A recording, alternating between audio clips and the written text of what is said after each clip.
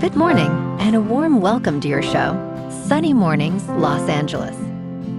I'm your host, Melissa, and it's Wednesday, August 19th. You'll be interested to know, 66 years ago, today in 1960, the Soviet Sputnik 5 spacecraft safely returned 2 dogs alive after a successful orbital flight, marking a humane and scientific milestone in living spaceflight experiments. This achievement demonstrated that living beings could survive launch, orbit, and re-entry, advancing confidence for future human spaceflight and inspiring international interest in space science. So now you know. And now, it's time for the Surf Report. Wednesday at Venice Beach. This morning it's looking clean, with waves around 2 to 3 feet. Conditions stay consistent through the morning, with slight increases to 2 to 3 plus feet by 8 a.m. Wind shift from sideshore to onshore around 11 a.m., picking up to 10 miles per hour by 3 p.m. Best time to ride is at 7 a.m. with the 3-foot low tide, when the southwest swell is 1.5 feet at 15 seconds, and the onshore wind is 2 miles per hour. The first low tide on Wednesday will be 2.5 feet at 7:15 a.m., followed by a 5-foot high tide at 2:45. The nearshore buoy at Santa Monica Pier reads 71 degrees for the water temperature. Conditions remain clean on Thursday, with waves at 2 to 3 feet throughout the day. Friday sees a slight increase to 2 plus feet, maintaining clean conditions early before shifting to fair as winds pick up.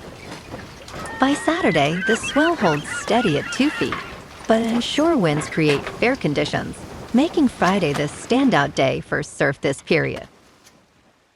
This morning, it's partly sunny, and it feels like 74 degrees with no wind. The sunset will take place at 7:36, and it will rise again tomorrow at 6:19. Looking ahead in the weather. Saturday will be mostly sunny with highs near 64 and a northeast breeze up to Skip. Sunday and Monday warm up with Sunday near 68 and Monday near 72, staying partly to mostly sunny with lows in the upper 40s to mid-50s. A slight chance of rain returns Tuesday afternoon into Tuesday night with highs near 71 and overnight lows around 57. Bonjour, food enthusiasts. This podcast is brought to you by Versailles Cafe and Pastries in Encinitas. Nestled on El Camino Real South, just north of Encinitas Boulevard, this cafe is a haven for culinary delights. Indulge in their amazing Eggs Benedict or their gluten-free crepes. You can grab a panini for lunch or just breeze on through to get your morning coffee. They are open every day from 8 to 5. So stop on by and don't forget to tell them Sunny Morning sent you. In local news, 5 Fuss family siblings, united in their decision, are facing a conflict with Jeanie Buss over the sale of their remaining stake in the Los Angeles Lakers. In a statement released on Tuesday, Jim, Johnny, Jeanie, Joey, and Jesse Buss expressed their commitment to the franchise, stating, "The Los Angeles Lakers have never been just a basketball team." The siblings aim to move forward respectfully, while Jeanie Buss opposes the sale, insisting she remains the controlling shareholder. This potential sale could signify the end of the Buss family era with the team, which has captured a remarkable 11 NBA championships since Jerry Buss acquired it in 1979 for $67.5 million.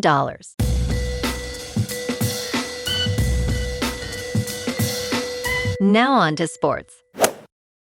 It may seem odd that the sale of the San Diego Padres and the Los Angeles Lakers would become a flashpoint for Major League Baseball's push for a salary cap. But make no mistake, the league and the Major League Baseball Players Association are already teeing it up. For all the talk by Major League Baseball Commissioner Rob Manfred about listening to fans regarding implementing a salary cap, Underneath the surface is something tied to it that would massively inflate owner profits: increased franchise valuations.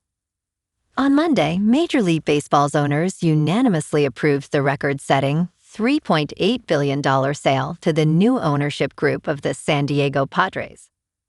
Meanwhile, Mark Walters sold the Los Angeles Lakers to Bob Iger and Joshua Kushner for an eye-popping $12.5 billion. In local sports, the Dodgers are one win from a sweep in Denver. LA topped the Rockies 7-6 last night behind a 2-run blast from Shohei Ohtani and 2 RBIs from Freddie Freeman, with Tanner Scott closing out his 17th save. LA is 76-51, winners of 6 of their last 10. Roki Sasaki starts tonight against Kyle Freeland, looking to finish the sweep, first pitch at 5:40. Ohtani also threw another bullpen session Tuesday, building back toward pitching again with October in mind. Meanwhile, a family fight is brewing over the Lakers. Jeanie Buss says she will not sign off on her siblings' plan to sell the family trust stake to incoming owners Bob Iger and Josh Kushner, setting up a possible courtroom battle over the franchise. On the field, the Rams signed receiver Alex Bachman and waived Mario Williams, with Puka Nacua working back from soreness ahead of Saturday against the Saints. On the ice, the Canes introduced Peter Laviolette as head coach, a 3-year hire with a Stanley Cup and ties to Fiala, Kemper, and Panarin. And the Chargers host the 49ers in preseason tomorrow, with left tackle Rashawn Slater's knee a question mark heading into cuts. In top news, State Farm is sending $5 billion in dividend checks to customers. Millions of customers are receiving checks after the company's largest dividend in history was announced earlier this year. More than 7.2 million checks have been mailed since payments began on July 31st, with another 3.8 million set to go out this week, according to Steve Baldwin, a spokesperson for State Farm. Customers with an auto insurance policy in force between January 1st, 2025 and December 31st, 2025 are eligible for a refund. The average refund will be $100 per vehicle, but exact amounts vary based on premiums paid. In business news, prediction market platform Kalshi, in a regulatory filing on Tuesday, revealed it is seeking to launch perpetual futures tied to equity indexes. This latest move aims to expand beyond its prediction markets offerings, which began in late May when Kalshi first received approval for perpetual futures tied to cryptocurrencies. Perpetual futures, colloquially known as perps, are contracts without expiration, allowing traders to track asset prices continuously. Kalshi's US 500 perp would tie to the Mercubi US Large Cap Index, tracking the largest 500 companies in the US. Last month, Kalshi proposed perps tied to precious metals and is now seeking approval for perps linked to industrial metal copper. Kalshi stated perps had over $90 trillion in global volume in 2025. In crypto movement, Bitcoin is unchanged at about $64,000. Ethereum is up 1% to just over $1,900. And XRP is unchanged at $1. Moving on to a more local vibe.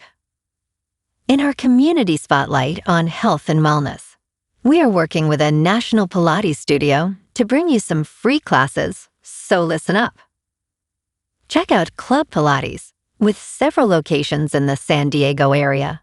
Pilates presents a comprehensive wellness approach, cultivating strength, reducing tension, and elevating mental well-being. Scientific research affirms its benefits. So now you can check out Club Pilates for a free class, with locations in Encinitas, Solana Beach, Oceanside, La Jolla, and more. Just be sure to tell them Sunny Morning sent you by. And now, back to the show. Let's talk tech.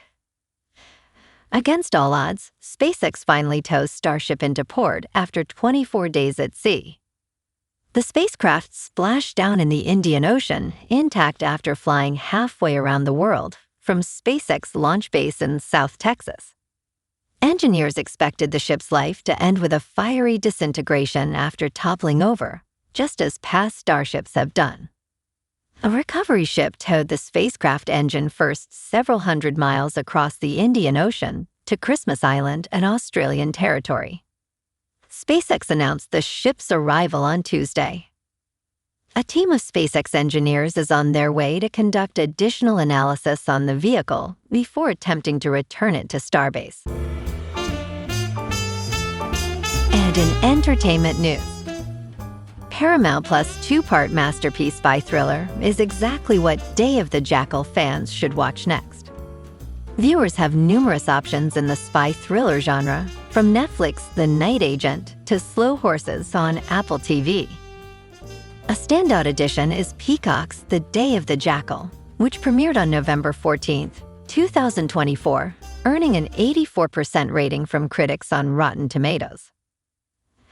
As its second season approaches in 2027, The Agency, which debuted on November 29, 2024, offers fans high-stakes intrigue. With an impressive cast and a gripping storyline, The Agency is becoming a must-watch in the genre. Well, alrighty folks, it's time for the quote of the day. And today, our quote comes from the American astronaut and physicist, Sally Ride. And she said, "Science is fun. Science is curiosity. We all have natural curiosity. Science is a process of investigating. It's posing questions and coming up with a method. It's delving in." And that's a wrap for this morning. You can check out our Instagram, YouTube, and TikTok for some captivating aerial videos with local news and the surf reports. Have an amazing day, my good friends. We'll see you tomorrow with another episode of Sunny Mornings, Los Angeles.